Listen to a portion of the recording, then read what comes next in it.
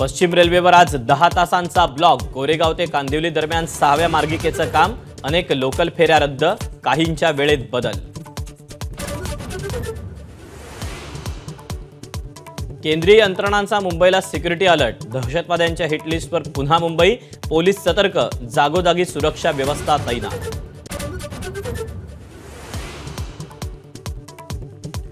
ऑक्टोबरमध्ये राज्यात 8 दिवस बँका बंद। नागरिकांनी आर्थिक कामाचं नियोजन आधीच करण्याचं रिझर्व्ह बँकेचं आवाहन।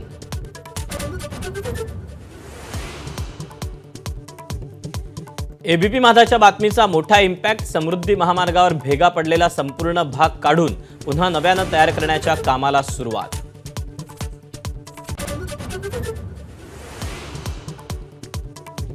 मुंबई पाठोपाठ आता म्हाडाच्या कोकण मंडळाचा धमाका। 3 आणि 8 ऑक्टोबरला 8000 घरांची लॉटरी।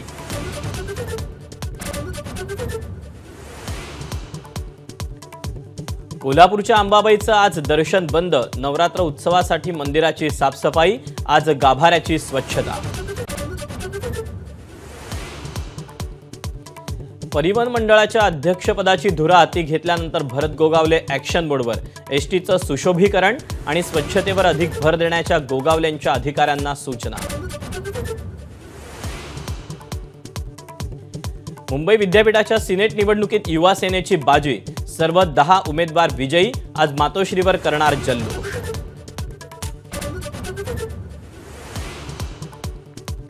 उपमुख्यमंत्री फडणवीसांच्या कार्यालयाबाहेर तोडफोड करणाऱ्या महिलेची ओळख पटली। महिला मनोरुग्ण असल्याची माहिती।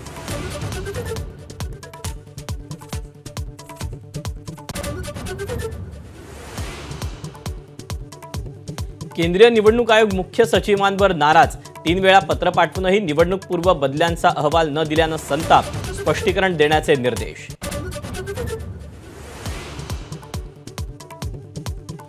अजितदादांचे आमदार सुनील टिंगरेंना शरद पवारांचा इशारा। निवडणुकीत तुझा कसा बंदोबस्त करायचा ते जनता बघून घेईल। शरद पवारांचा इशारा। कोकणात चिपळूण संगमेश्वरच्या जागेवरून मवियात रस्सीखेच। शिवसेनेचा सुभाष बनेंची मुलाच्या उमेदवारीसाठी फिल्डिंग। थेट उद्धव ठाकरेंना विनंती।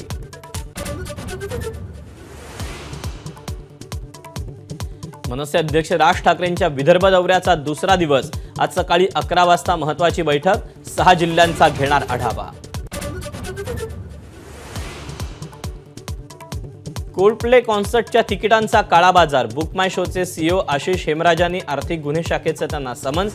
चौकशीसाठी हजर राहण्याचे निर्देश।